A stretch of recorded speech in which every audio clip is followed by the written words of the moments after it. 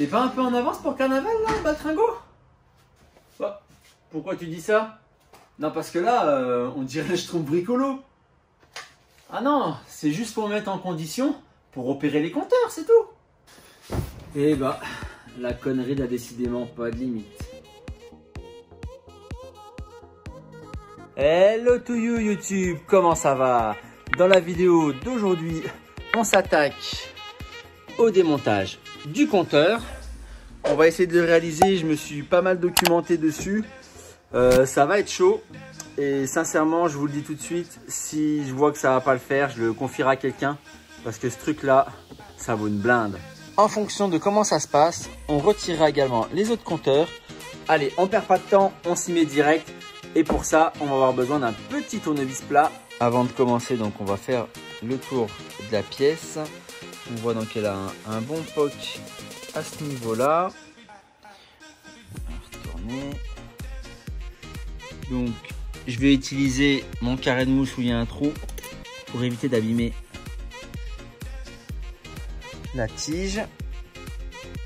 Donc, d'après mes infos, on va déjà enlever le premier cercle, ce qui va nous permettre d'enlever donc la vitre à l'avant. Ensuite, on va dévisser les 4 vis à l'arrière, ce qui devrait nous permettre de faire descendre le compteur.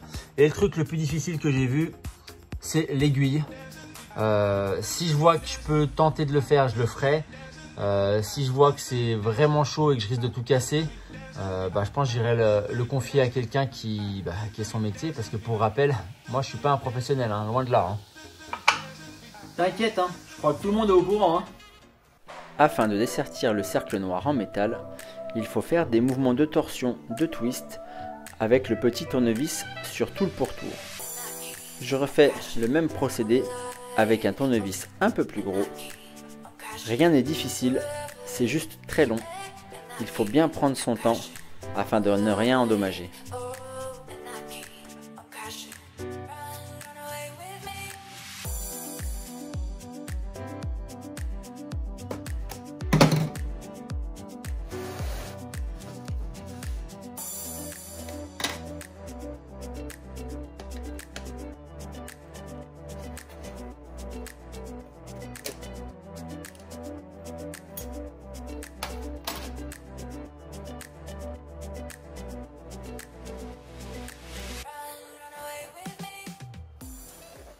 Bon, étape 1 réussie.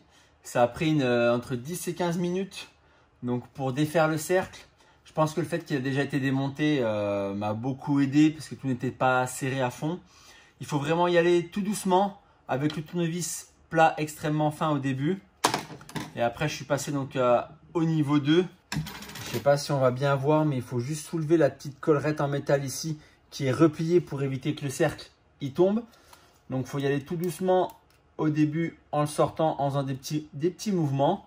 Et après en prenant donc le tournevis plus gros, ça permet de libérer un peu plus. Et à ce moment-là, tout tombe ensemble. Allez, on passe au dévissage de l'arrière. Et normalement, le compteur devrait se libérer entièrement. Et on va pouvoir regarder les dégâts derrière. Je veux pas faire trop de mouvements, mais vous entendez? Donc il y a bien quelque chose de cassé à l'intérieur. Allez, j'ouvre l'arrière, je prends le tournevis cruciforme et c'est parti. Avant de retirer les vis à l'arrière du compteur, il faut bien penser à marquer l'endroit exact où pointe l'aiguille sur la partie métallique. Dans mon cas, le marquage était déjà présent.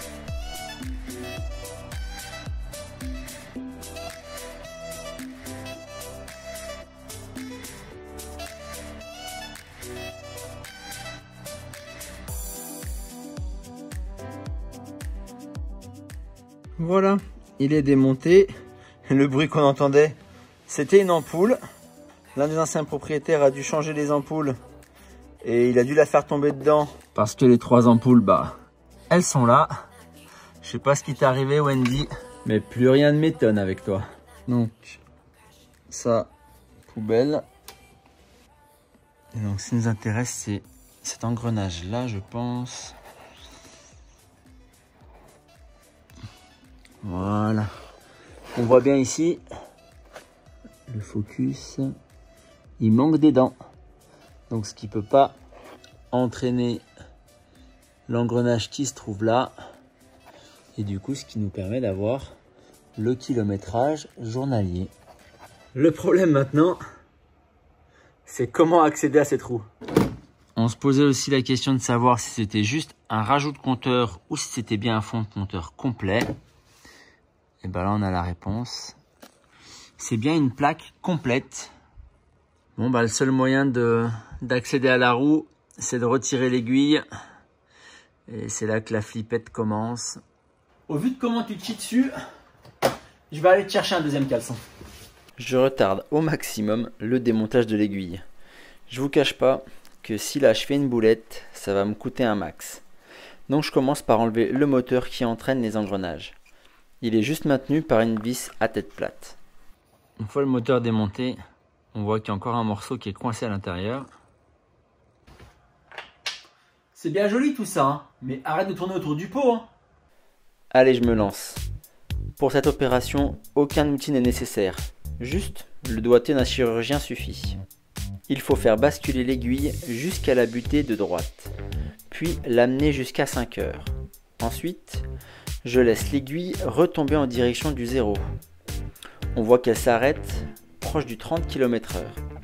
Il faut amener l'aiguille jusqu'à 7 heures sans forcer comme un bourrin. C'est du matériel fragile et de précision. Ce job est à la portée de chaque bricoleur minutieux. Mais si vous doutez d'en être capable, il vaut mieux laisser le vrai professionnel le faire avant de commettre une grosse bêtise. Il faut répéter l'opération plusieurs fois. Cela dépend de la précision de votre 7 heures et de votre 5 heures.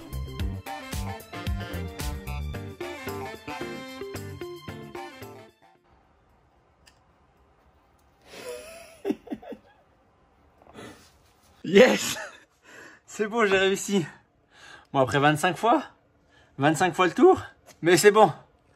Bon, le boulot n'est pas terminé, hein. Faut continuer, mais franchement, je vous le dis, comme je le sens, je suis super content de ça.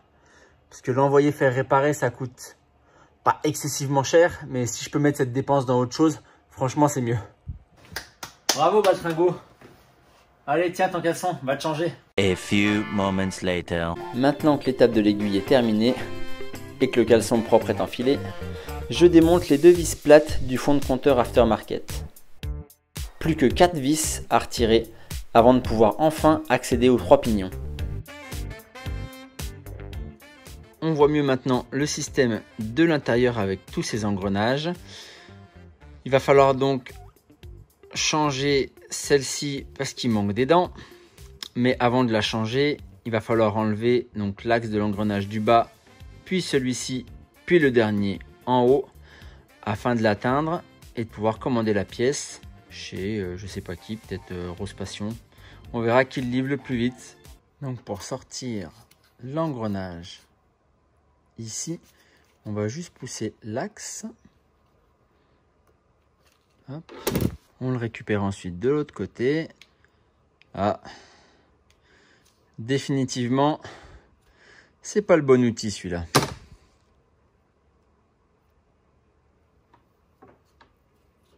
Je pensais pas utiliser l'aimant, mais c'est mieux que la pince de Marco, non?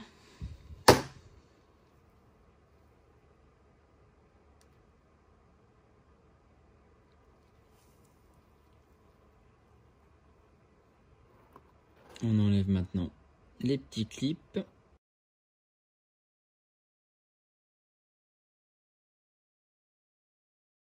Et le dernier, bon, elle est carrément bloquée, hein. Elle tourne même plus sur son axe. Je l'ai à peine touché, qu'il y a déjà des dents qui sont de nouveau parties.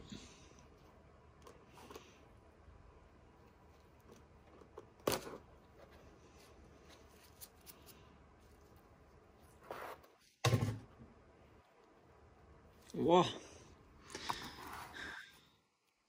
Elle est bloquée. Et regardez, elle est vraiment morte. Elle tombe en lambeaux, bah, il était temps de la changer. Voilà, la première mission du jour est terminée.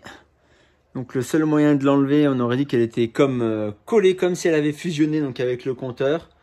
Donc dès que je l'ai touché un tout petit peu avec le tournevis pour la décaler légèrement du support, Elle a carrément cassé direct. Donc voilà, mais bon, on s'en fiche, on n'en a pas vraiment besoin. C'est bon Valtringo, j'ai commandé la roue 2023. Elle arrive bientôt. Merci Guy, parfait.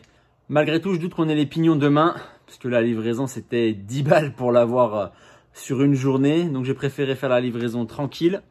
On va donc s'occuper du reste des compteurs à l'intérieur. Voilà, donc comme c'est pas hyper intéressant, je vais le faire en accéléré. Il faut juste, encore une fois, bien marquer, prendre des photos. Ah, celui-là aussi, à mon avis, il y a quelque chose à l'intérieur. Bref, c'est pas grave, on va le découvrir dans quelques instants. Et puis je ferai le dessertissage des cercles en métal en off. Vous m'avez vu faire une fois et je pense que ça suffit. C'est pas hyper intéressant pour la suite. Je m'y mets et je vous retrouve dans quelques instants. C'est tout bon pour les compteurs. Comme je l'avais annoncé, là-dedans, il y a encore une ampoule. Je vous mets la photo juste ici. On va maintenant discuter un petit peu du projet pour l'intérieur.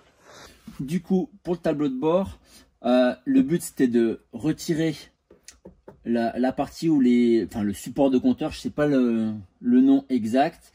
Enlever la garniture ici, parce que là on est sur un cuir bleu. Enfin, je crois que c'est du cuir. Parce que moi le but, comme je l'ai dit dans l'autre vidéo, c'est d'éclaircir un petit peu cet intérieur que je trouve relativement sombre.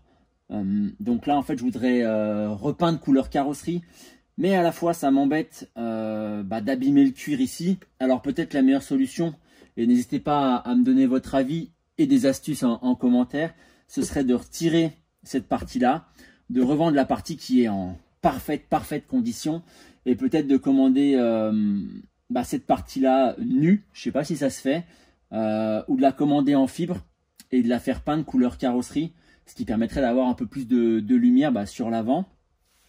Également le volant, on va le changer, ce ne sera pas celui-là. Donc j'ai commandé il y a un moment un volant, je ne vais pas dire tout de suite lequel. Cependant j'ai commandé le 21 août, j'ai toujours pas le volant. Il y a un petit problème de fabrication apparemment chez le fabricant. Ça m'ennuie beaucoup, surtout que le prix annoncé à la base était très alléchant. Et là, le prix actuel, elle n'est pas du tout. Donc voilà. Les tiges de commodo, de commutateur, ça vous les avez déjà vus. Les fonds de compteur, je vais vous montrer, mais je suis moyennement content du rendu. Après, j'ai beaucoup cherché. Beaucoup cherché de fonds de compteur, si on peut faire des fonds de compteur personnalisés, etc. Beaucoup de mal à trouver et pas trouver. Après j'ai des pistes, je vous tiendrai informé de l'évolution de ces pistes là, savoir si c'est viable en termes de prix aussi, parce que c'est ça le but quand même, de pas déboîter le budget totalement. Donc voilà le rendu. La qualité de l'impression, elle est bonne, hein, c'est pas le problème. La seule chose c'est que ça s'ajuste plus ou moins bien. Ici en haut, je suis parfait au niveau du trou. En bas, non, ce qui fait que ça fit pas totalement avec le reste du cercle. Bon, j'ai mis un scotch derrière pour pouvoir y décoller plus facilement.